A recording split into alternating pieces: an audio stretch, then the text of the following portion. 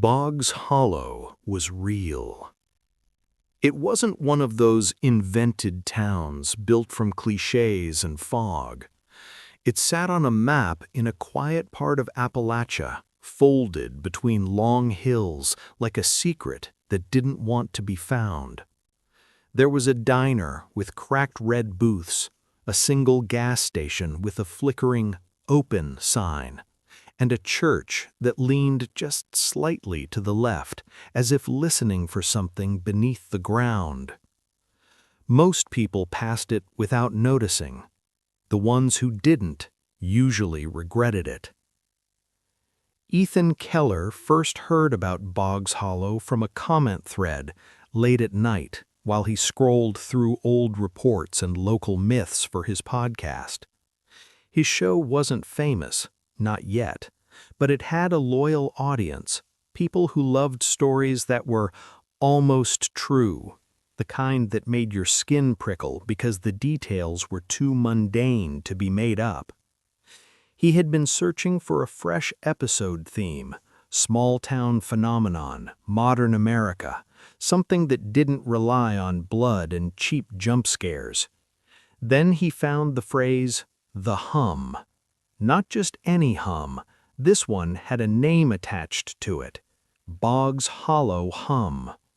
A low-frequency vibration, a sound you couldn't always hear with your ears. Sometimes you felt it in your teeth, your chest, the soft parts of your head. The comments were scattered over the years. Some posts called it a power station problem. Some blamed old mining tunnels. A few people claimed it had driven residents to leave their homes in the middle of the night. But the most unsettling part wasn't the hum itself. It was what the locals said happened after you noticed it. Once you truly heard the hum, it began to hear you back. Ethan laughed quietly when he read that line because it sounded like something a teenager would write for attention. Still, he saved the page. 2 weeks later, he packed his recording gear into the trunk and drove into the hills. The first thing Ethan noticed when he arrived was how empty the roads felt. Not abandoned, just restrained, like the town was holding its breath. He pulled into the parking lot of Miller's Diner, the kind of place with a fading mural of a farm scene painted on the side. The bell above the door chimed when he entered. A few people looked up. Their eyes lingered half a second too long. The waitress was older, her hair silver and pinned back tight. She set down a menu without smiling. "You're not from here," not as an accusation, but as a fact. Ethan gave his practiced friendly grin. "Just visiting, doing some traveling." She stared at him like she could hear what he wasn't saying. "What brings folks here lately ain't ever fishing." Ethan hesitated. He knew the trick to these stories was never to mention the phenomenon too quickly. Let the atmosphere build. Let the town talk first. But his curiosity won. "I heard there's a sound, something. People call it the hum." The diner fell quieter, as if the air itself leaned in. The waitress didn't flinch, but her hand tightened around the coffee pot. "You got a place to stay?" she asked. Not yet." "Then you go on and keep driving." Ethan blinked. "Seriously?"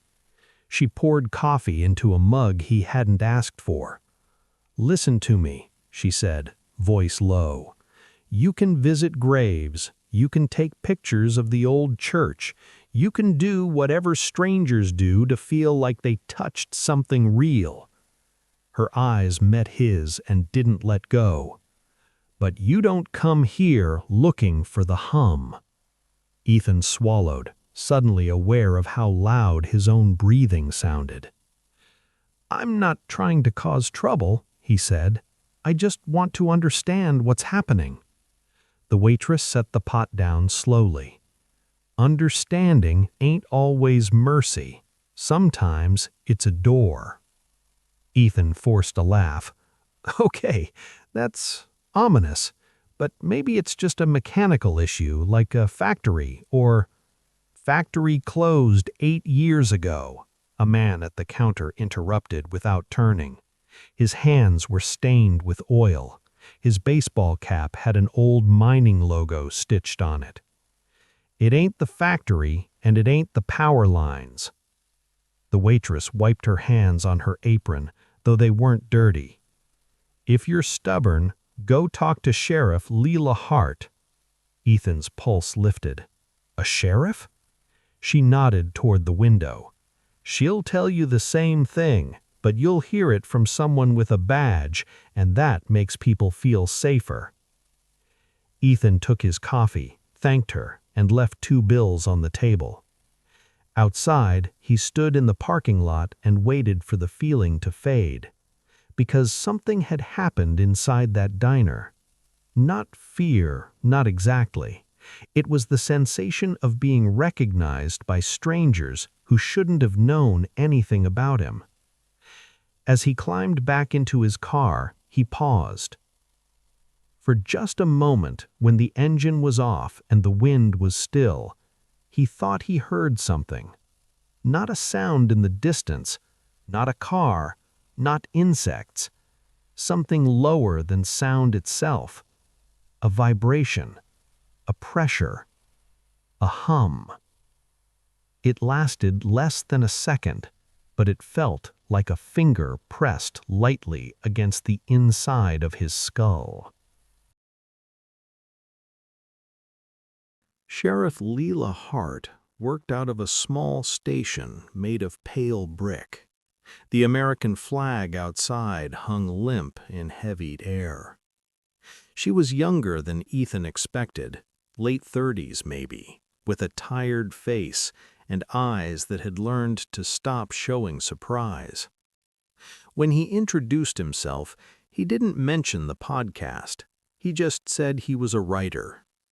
She watched him carefully and motioned for him to sit. "So," she said, "you're here about the hum?" Ethan's mouth went dry. "I haven't even said that yet." She leaned back in her chair. "You didn't have to." He tried to smile. "Does everyone come here for the hum?" "Not everyone, just the ones who think they can turn it into content." Ethan winced. "Fair." Sheriff Hart opened a folder and slid it across the desk. Inside were printed emails, reports, handwritten notes. Noise complaints, sleep disturbance, anxiety, pets acting strange, people calling their families to say goodbye like they're about to die. Ethan scanned the pages. There were patterns. Same time ranges, same descriptions. It's like my bones are tuning forks. My thoughts don't feel private anymore. I wake up with words in my mouth that aren't mine. Ethan looked up. "This is a lot." Sheriff Hart didn't seem impressed. "It's real, but it ain't what you think." Ethan leaned forward. "Then what is it?" Her gaze flicked toward the window as if listening. "You ever hear of old coal towns having sinkholes?" she asked. "Yeah." "We got tunnels under us," she said, "some documented, some not. Folks dug deep back in the day and left scars in the earth." Ethan nodded, waiting. Sheriff Hart's voice lowered. "And some scars don't heal, they stay open."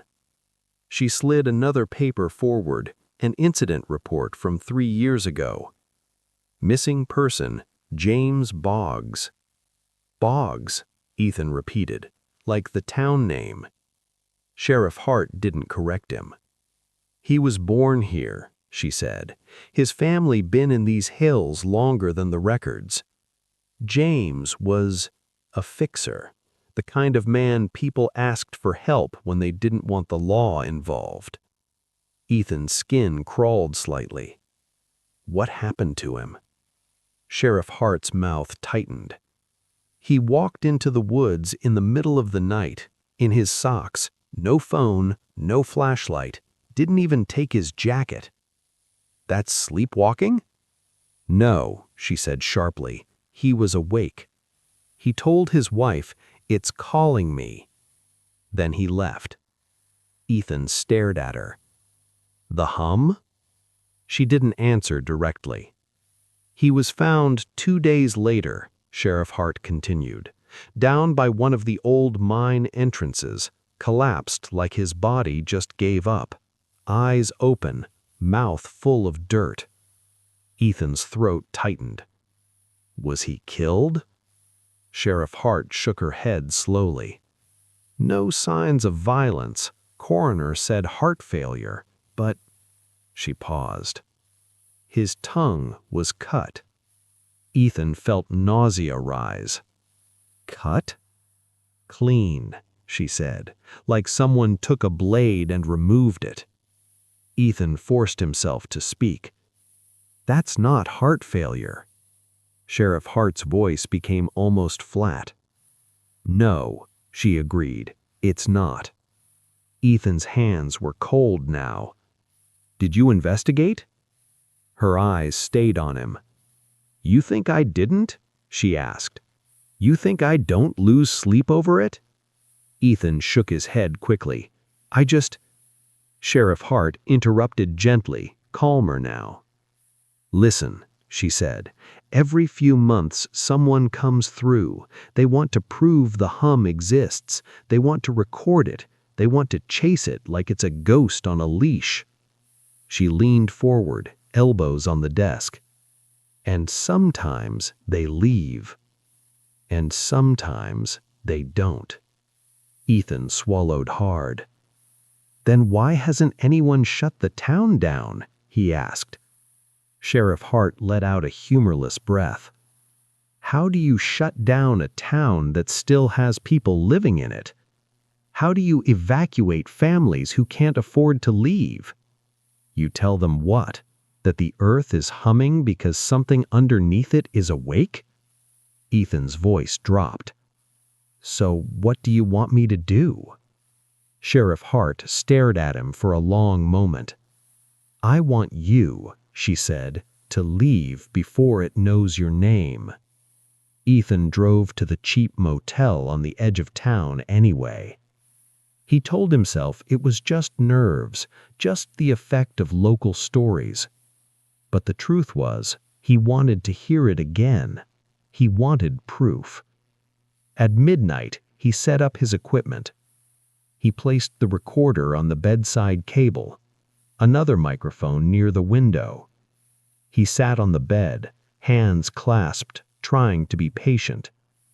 At first, there was only the usual silence, distant insects, faint wind, the refrigerator making its soft mechanical clicks. Then, around 12:17 a.m., Ethan felt it. Not sound, pressure, a low vibration in the air itself. His chest tightened, his teeth seemed to itch. He leaned closer to the recorder, whispering as if afraid to disturb it. I'm hearing something now, he said. It's subtle, but it's... The hum deepened. Ethan's vision blurred slightly. It felt like standing too close to a speaker at a concert, except there was no music, only the bass, only the rumble, only the part that sank into your organs. His phone screen lit up. No notifications, just light. Then the screen went black. The hum grew louder. Ethan's throat tightened as panic crawled up his spine. He tried to stand. His legs didn't obey at first. The room seemed heavier. The air thickened like it was turning into liquid. And then a new sound entered the world. A whisper. Not outside the window, not from the hallway, inside his head. Ethan. His blood turned to ice. He stumbled backward, hitting the wall. The recorder fell off the table and clattered onto the carpet. "Who's there?" he gasped. The whisper returned, slow and patient. Ethan Keller. His full name. Ethan's hands shook uncontrollably. He fumbled for the door handle and jerked it open. The hallway was empty. The lights flickered overhead, buzzing like dying insects. He ran. He ran down the hallway barefoot, almost slipping, heart punching against his ribs. At the stairs, he paused, because at the bottom level, in the lobby, he saw someone standing perfectly still. Sheriff Leela Hart. She looked up at him. Her face wasn't angry. It was resigned. Ethan's voice cracked. What are you doing here?" Sheriff Hart didn't move. Behind her, the lobby TV was on, playing static, and beneath the static, the hum. Ethan pressed himself against the railing. "It said my name," he whispered. Sheriff Hart nodded slowly. "It does that," she replied, "once you listen long enough." Ethan shook his head hard. "No, that's impossible." She took one slow step forward. "It ain't impossible," she said. "It's hungry." Ethan's eyes burned with fear. "Why?" he demanded. "Why does it do this?" Sheriff Hart's expression shifted, a small grimace. "Because you came here with your mouth full of questions, and it loves mouths." Ethan stared at her, confused and horrified. "What does that mean?" Sheriff Hart lifted her hand.